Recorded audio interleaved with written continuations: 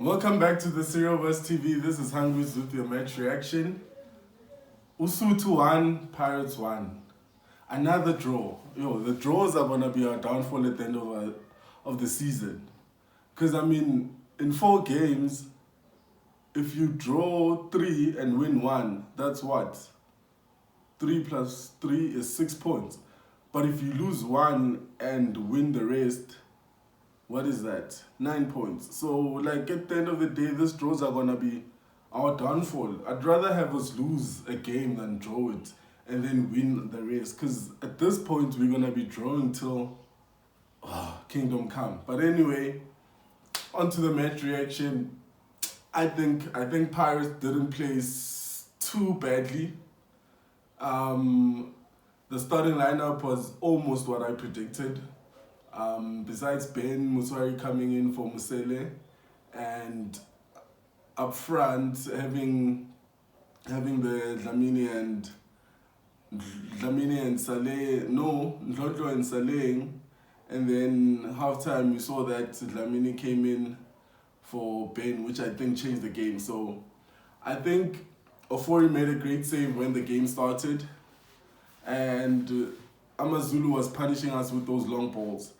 I feel like they knew that we're gonna be playing a high line, which we usually do. We're playing a high line, so they were playing route 1 football, and they were able to hit the ball onto Majoro. I didn't think Majoro was gonna be such a nuisance for us, but he was. While he was playing, he was actually their outlet. He was playing very well, and they could have had a couple of goals for him. And SIBISI, as I've been talking about SIBISI in my previous match reactions, the way he handles those balls coming in from the air is not the best, because he fails to head it out properly or to put powers in his headers. I don't know what's happening, because it should be the chance that Majora had from a SIBISI header was supposed to be an easy header. Just add some power, head it to the keeper, but he failed to do that. So we had that in the first half, and then obviously there was that offside goal from Majoro also. That's debatable, because it depends. Did the whistle blow before Majoro hit the ball? Because if it did, then we know that Ofori he tried to save it, but would he have gotten to it if he didn't hear the whistle? So that obviously wasn't offside. We saw that there's no VAR in the PSL. Maybe they should. VAR is very controversial, but yeah, maybe they should. Can we afford it? I don't know. How expensive is it also? But yeah, with VAR, obviously that goal would have stood. Excuse me. Obviously that would have stood, but there is no VAR, so there's no point crying over it. And then there was that foul by Tim. I think it was pretty soft also. Is it really a push, or is it him impeding Tim? What was it? Is it really a push or what? I think that was really soft, and maybe the ref didn't have a good game. The ref was bad. It was horrible throughout the game, but I think that decision wasn't one of his worst ones. And then obviously they had the penalty. The penalty shout was also a horrible decision in my eyes, because you could clearly see Ofori going for the ball. He's going to punch it, and then he finds Majoro in his way. They obviously had that head-on collision. It happens in football. It's been happening to us lately quite a few times, but yeah, it happened. And I don't think it warranted a yellow card, because clearly Ofori was going for the ball, and never in a million years warranted a penalty, because it's not a foul. It's not a foul. It's a 50-50, two players going for the ball, and obviously Ofori can use his hands, wanted to punch it out and failed to. And maybe it's a decision that he was talking to the assistant refs about, and maybe he was told by the assistant ref that he should, but he has the final take, and he shouldn't have given that decision. But other than that, yeah, moved on to the second half, and I think Jose saw that the game wasn't really, the momentum wasn't on our. It was changing, but it wasn't really on our side. So he made a great sub to change the momentum, and we came in hot. We came in hot in the first half. There was a couple of combination plays between Dlamini and Tim and Ndlondlo there in the middle, which I think worked best, because it's what I was talking about in our pre-match chat. Like, you have to change something when you see that the original plan is not working, and it wasn't working. Ben was nowhere to be seen. Ben Musari was nowhere to be seen in the game. And obviously there were those the forced changes. Ofori from Ponchane was a forced change, a forced sub. And also who was it? Who was it? Chandu?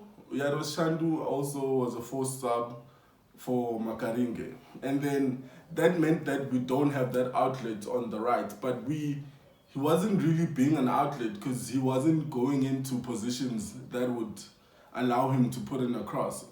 I've seen people complaining about playing our wings. I don't see anything wrong with us playing with our wings, as long as they understand that the movement into the box is going to determine the type of cross that they put in.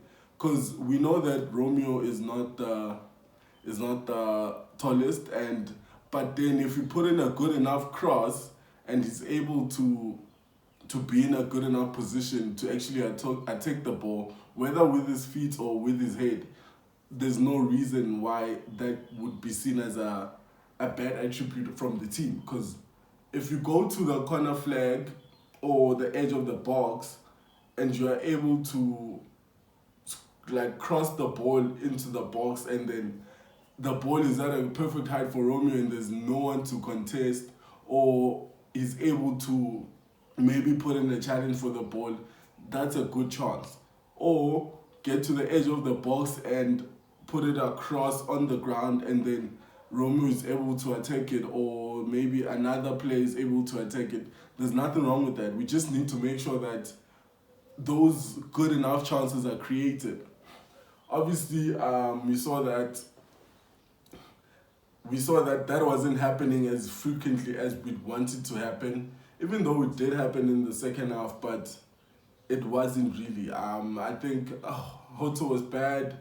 He kept making the wrong decisions, as he always does, but the manager just persists in playing him. So we don't know what he's doing in training. Maybe he's doing something better in training. He's also had, like, he suffers, he fails, man. Like, he fails. You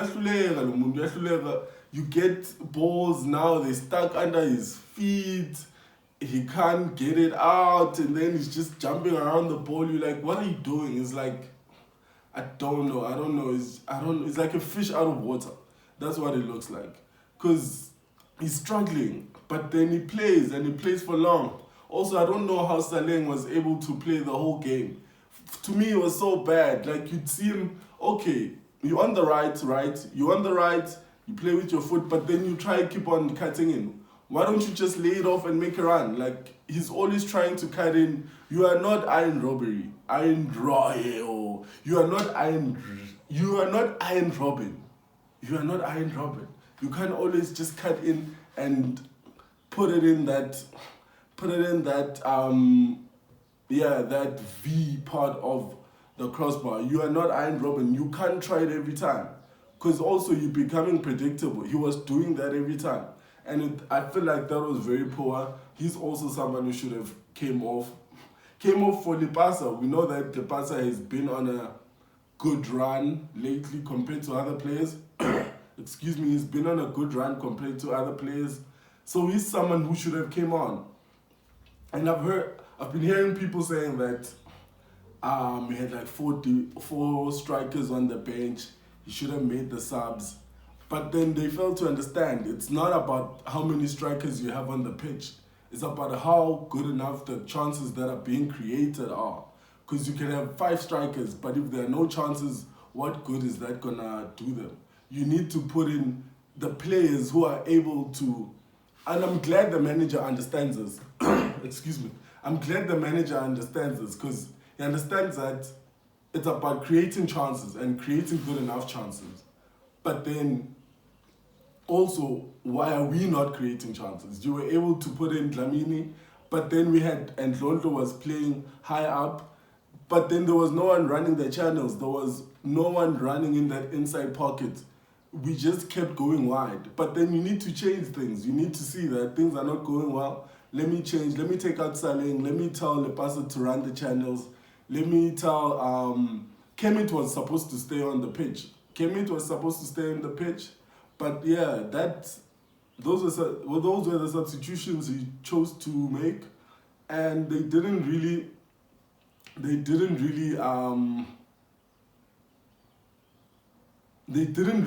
become a positive force that much for us to win the game. Because yeah, it ended 1-1. Dlamini obviously had a great pass to Hoto, and Hoto did that one good cross, that one good ball in the box that I think Ndlondlo should have done better in. He should have added a bit more power. And the penalty. Do we really don't have anyone to take penalties? Erasmus was still on the pitch. I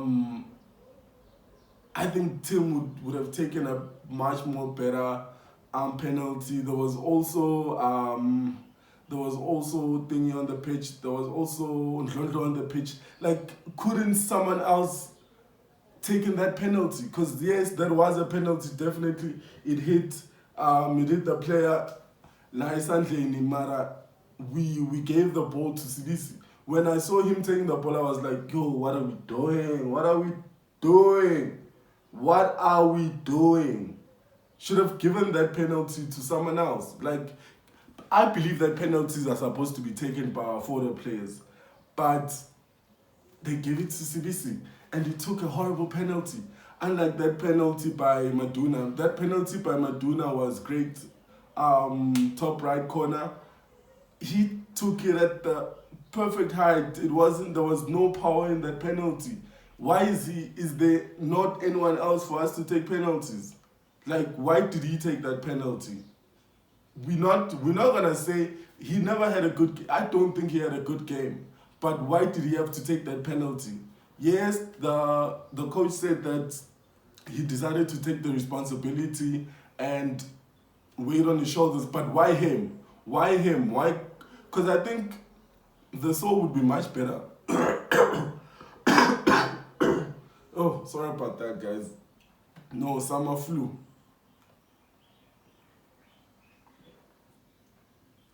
It's probably mumbling there. But yeah, it would have been better if we had a forward taking that penalty. Why him? Why him? I'm actually angry. But anyway, it happened. He missed.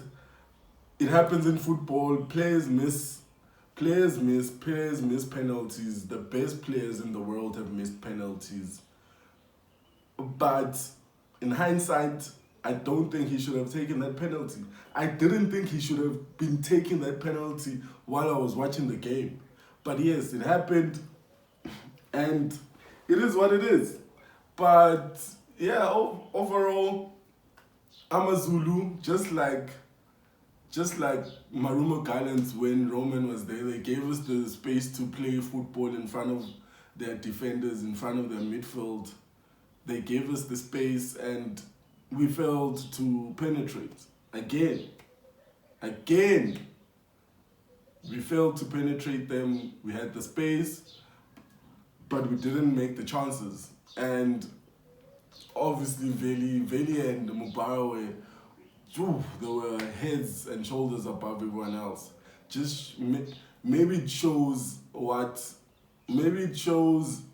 that our forwards didn't have that much of a bad game, but Veli was man of the match for me. In our team, I'd say Tim was man of the match for Pirates, but overall game, I think Veli Moto was head and shoulders above everyone else. And Mubarak also was up there. It's a tie. Maybe edges it over by 2% for me, but yeah, it's a tie. Amazulu played we played to their hands. We played to their hands and we failed to win. Another draw. Like I said, I think these draws are gonna be the death of us. And Kemet obviously came in. I don't know what to say about that goal because on Super Sport they gave the goal to Kemet Erasmus, but then on the game they gave the game as an own goal. So for me, I'd say it's an own goal, but I'd love Kemet to get that goal just to have his confidence up and running. But it's an own goal really, because the ball, great pass from Makaringo, by the way, great pass. That's one thing about Makaringo. He's always ready to run towards the defense. Like he's always ready to attack the other team. Like that's what he does. He carries the ball very well, and he made a great pass to Kemet, and yes, Kemet hit the post. The ball ricocheted back and went in as a goal. And yeah, it's 1-1, another draw. But if that goal is not given to us and it is an own goal, that's another game that Pirates hasn't scored in. Do you understand? Like we keep talking about chances and the manager keeps talking about chances, but we are not scoring. Yes, we love that we are gaining chances, but we are not scoring. Anyway, I was watching the post-match interview, and they asked him about the penalty, obviously, that SIBISI took, and he said, it's not relevant, but it is, Jose. It is relevant. It is relevant, because if we score that, we probably win the game 2-1, and we go home with all 3 points. But we didn't score. Now we have 1 point each. And then asked him also about the Ofori injury. He didn't know what's up with that, and I don't know.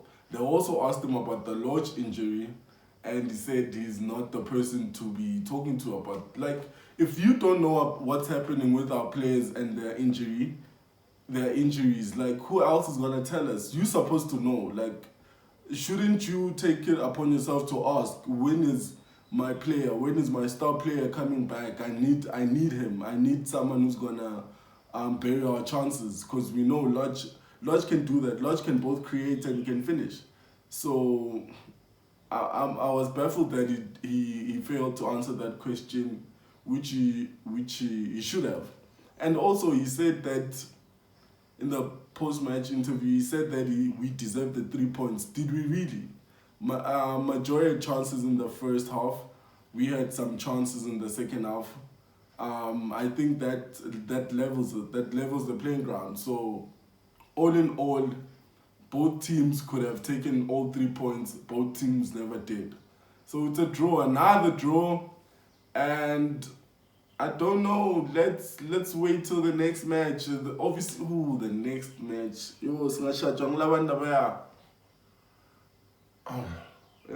Like they were literally sending messages. I don't even want to talk about it.